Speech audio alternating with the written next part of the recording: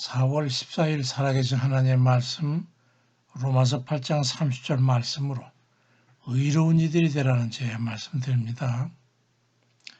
우리는 왜 의로운 삶을 살아야 하는가?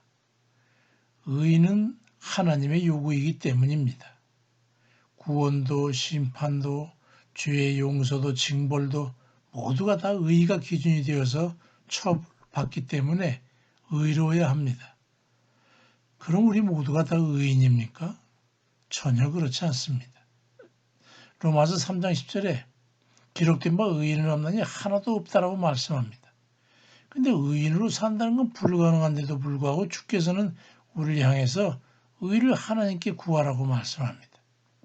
마태복음 6장 33절에 그런즉 너희는 먼저 그의 나라와 그의 의를 구하라. 그리하면 이 모든 것을 너희에게 더하시리라고 말씀합니다.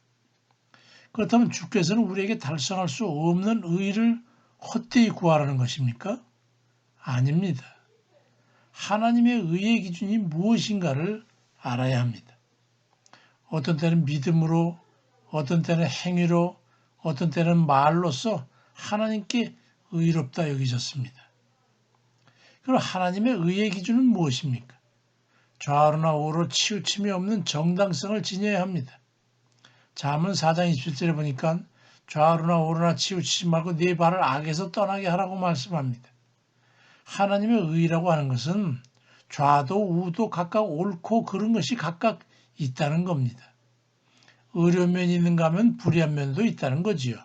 그러니 하나님께서 의롭다 여기시는 의를 갖추도록 하라 이 말이죠. 데살로니가 후서 2장 12절에 진리를 믿지 않고 불의를 좋아하는 모든 자로 심판을 받게 하려 하심이라고 말씀합니다. 이스라엘 초대 왕이었던 사울과 다윗의 관계를 보면요. 사울 왕이 다윗을 시기해가지고 끝까지 쫓아가서 죽이려고 합니다. 근데도 다윗은 기회가 주어져도 사울을 죽이지 않습니다. 사무엘상 24장 6절에 여호와의 기름 부음을 받은 내 주를 치는 것은 여호와께서 금하시는 것이기 때문에 그는 여호와의 기름 부음을 받은 자가 됨이라고 죽이지 않습니다. 또다시 기회가 주어집니다. 사무엘상 26장 9절 10절에 누구든지 손을 들어 여호와의 기름 부음 받은 자를 치면 죄가 없겠느냐. 그러면서 여호와께서 그를 치시리니 혹은 죽을 날이 이르거나 또는 전쟁에 나가서 망하리라고 그렇게 말하고 하나님께 맡겨버립니다. 그 결과로 다윗은 의롭다 여김을 받고 왕이 되었고 사울은 블레 족속과의 그 싸움에서 불의한 자로 여겨서 비참한 죽임을 당하게 됩니다. 다윗은 그 후에도 사울의 아들인 이스보셋을 죽이고 목을 베어온 두 사람을 자기에게 이롭게 하긴 했지만 주인을 배반하고 죽인 불의한 자라고 해가지고 죽이도록 합니다. 다윗은 이렇게 항상 정당성을 갖춘 객관적인 의의를 지키려고 했습니다. 완전한 의인은 없어요.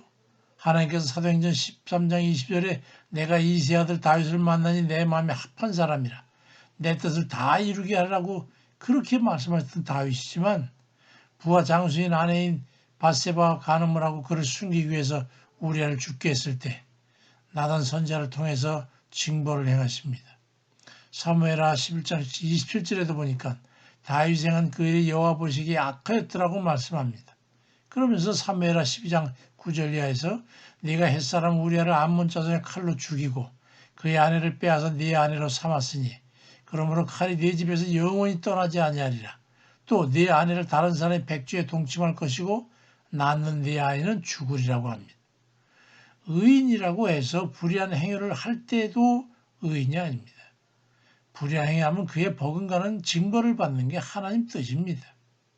이사야 56장 1절에 여호와께서 이와 같이 말씀하시기를 너희는 정의를 행하며 의를 행하라. 이는 나의 구원이 가까이 왔고 나의 공의가 나타날 것임이라고 말씀합니다. 엽기적인 살인범이 사형 선고를 받고 복역하는 중에 죄를 회개하고 다른 이에게 장기 이식을 해주고 있다가 그 사형당했을 때 그를 의롭게 여겨주시는 겁니다.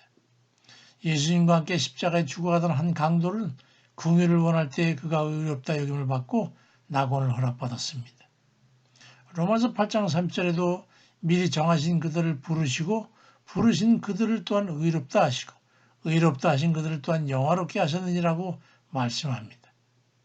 내로남불이 되어서는 안 된다는 말씀입니다.